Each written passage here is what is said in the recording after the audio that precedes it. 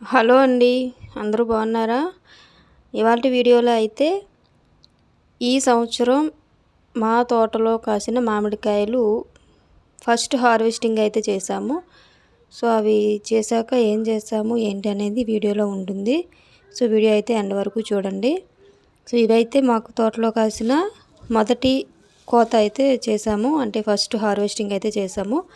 So, చేసేసి వాటికి ఇంటికైతే తీసుకొచ్చాము. నేనైతే తోటలోకి అయితే వెళ్ళలేదు. అత్తయ్య, మామయ్య అవి కోసుకొచ్చారు. నేనైతే ఇంటి దగ్గర తీసుకొచ్చాక వీడియో అయితే తీశాను. లేదంటే తోట కూడా వీడియో తీసి పెట్టేదాన్ని. సో, తీసుకొచ్చాక వాటిని ఏం చేస్తారు, ఏంటి అనేది వీడియోలో అయితే ఉంటుంది. సో, అవన్నీ తీసుకొచ్చి అక్కడ ఎండుగడ్డి మొత్తం పరిచిపెట్టి అవి తీసుకొచ్చి అక్కడ వేశారు. అవి ఇప్పటి వరకు అయితే ఏంటది జీడి ఉంటుంది కదా, దానికి అది ఆరాలి అని చెప్పి అన్ని కాయలన్నీ విడివిడిగా పెట్టి ఆరబెట్టారు. సో, అవన్నీ ఆరిన తర్వాత బాక్సులో అయితే ప్యాక్ చేస్తారు. సో, ఇవేంటంటే మేము బాక్సులో ప్యాక్ చేసేసి అవి ట్రాన్స్పోర్ట్కి అయితే పంపిస్తాము. సో, డైరెక్ట్గా మేమైతే పంపించము. మాకు మధ్యవర్తులు ఉంటారు. వాళ్ళ ద్వారా అవేంటంటే పంపిస్తారు. అక్కడ కనిపిస్తున్న బాక్సులు, ఎంప్టీ బాక్సులు, అక్కడ దానికి వేసే ప్లాస్టర్ అంతా కూడా వాళ్ళే ఇస్తారండి మనకి. అయితే అవి ఏం చేస్తామంటే ఆ బాక్సులు ప్లాస్టర్తో అతికించి ఒకవైపు, సో, అది ఓపెన్ చేసి అందులో మామిడికాయలు అనేవి అలా లైన్గా పెడతా ఉంటారు. సో, చాలామందికి తెలిసే ఉంటుంది. అయితే ఇవి ఇంకా చాలా తక్కువ ఈ ఏడాది. అంటే వర్షాలు సరిగా లేక కాయలు అనేవి రాలిపోయినాయి పిండి దశలోనే. సో, తర్వాత మిగిలినవేమో అలా కోసుకొచ్చారు వాళ్ళు. అయితే ఇవి కూడా సైజు కూడా వర్షాలు తక్కువగా ఉండడం వల్ల అంత పెద్దగా ఏమీ సైజు పెరగలేదు. కానీ బాగా ముదిరిపోయినాయి. సో, అందుకోసమని అవి హార్వెస్ట్ చేసుకొచ్చి అవైతే ప్యాకింగ్ అయితే చేస్తున్నారు. సో, అక్కడ చూసారు కదా, ఆయన హెల్ప్‌కి పిలిచాము వేరే అన్నయ్యని. ఆయన వచ్చి హెల్ప్ చేస్తున్నారు ప్యాకింగ్‌కి. సో, అవేంటంటే ఆ బాక్స్‌లో మొత్తం ఒక 4 వరుసల వరకు కాయలైతే పేర్చారు. ఇక్కడ ఒక్కొక్క వరుసకి ఇంచుమించుగా ఒక 20-25 మధ్యలో కాయలైతే పడ్డాయన్నమాట.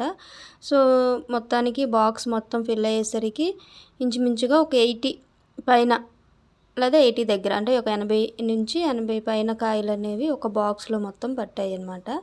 సో, అలా పేర్చిన తర్వాత వాటిని మరలా పైన ప్లాస్టర్తో వేసి వాటికి నేమ్స్ అయితే రాస్తారు. అంటే బాక్స్ మీద మన అడ్రస్ అయితే ఇస్తారు. అడ్రస్ అంటే పెద్దగా ఏమి కాదు, జస్ట్ మన పేరు షార్ట్ కట్లో పెట్టి తర్వాత అది ఏ రకం అయితే మామిడి, అది ఆ మామిడి రకం అనేది రాసి పంపిస్తారనమాట. ఒక 4-5 ఇయర్స్ నుంచి మనం చూసుకున్నట్లయితే 4-5 ఇయర్స్ ఏం కాదు, అంతకు ముందు నుంచి మనకి మామిడి తోటలలో కాపు అనేది చాలా తగ్గిపోయింది. సో, అంతకుముందు మా చిన్నప్పుడైతే చాలా ఎక్కువ చూసేవాళ్ళం ఈ మామిడికాయలు. ఇప్పుడు అవన్నీ ఆ పోగులో ఉండే కాయలన్నీ ఇంచుమించుగా ఒక 2 చెట్లకే ఒక కాపు అనేది వచ్చేది. కానీ ఇప్పుడు అంతేం లేదు, తగ్గిపోయింది.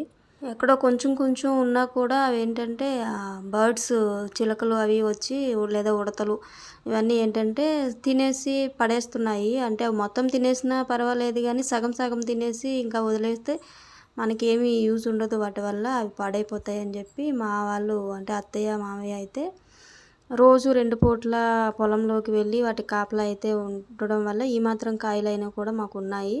సో, అది ఆ బాక్స్లో లాస్ట్ వరుస. సో, అక్కడతో అది ఎండ్ అవుతుంది.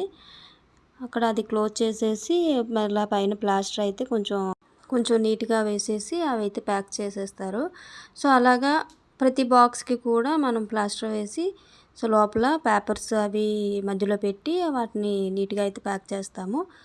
చేసిన తర్వాత వాటికి పంపించేస్తాం వాళ్ళకి. ఇవేంటంటే ఆర్గానిక్గా, అంటే ఏమీ ఎరువులు కానీ లేకపోతే పురుగు మందులు కానీ ఏమీ లేకుండా పండించేవి. అక్కడ బాక్స్ చూసారా ఎంత టైట్గా పేర్చారో కాయలన్నీ. అంటే 3 వరుసల్లో వేస్తే బాక్స్ ఖాళీగా ఉండిపోతుంది. అలా కాదని 4 వరుసల్లో పెడితే అలా కొంచెం టైట్గా కొంచెం పై వరకు వచ్చేసింది. సో, ప్లాస్టర్ అయితే కొంచెం గట్టిగానే ఆగుతుంది, పర్వాలేదు. సో, అందుకోసమని అలా కొంచెం పైన బాక్స్ మీద కూర్చొని ప్రెజర్ ఇచ్చి కిందకి వెళ్ళాక అది ప్లాస్టర్ అయితే వేశారనమాట. బాక్సులు అయితే ఎక్కువేమీ కాలేదు, ఒక 7-8 బాక్సుల వరకు అయ్యాయి అంతే. సో ఫస్ట్ హార్వెస్టింగ్ కదా, కొద్దిగానే కోసుకొచ్చారు. తర్వాత 2-3 రకాలు వస్తాయి, అప్పుడైతే కొంచెం ఎక్కువ అయితే అవ్వచ్చు. ఆ తోట కూడా చిన్నదే, అందుకని కొంచెం మొక్కలు తక్కువ ఉంటాయి, కాయలు కూడా తక్కువ వచ్చాయి.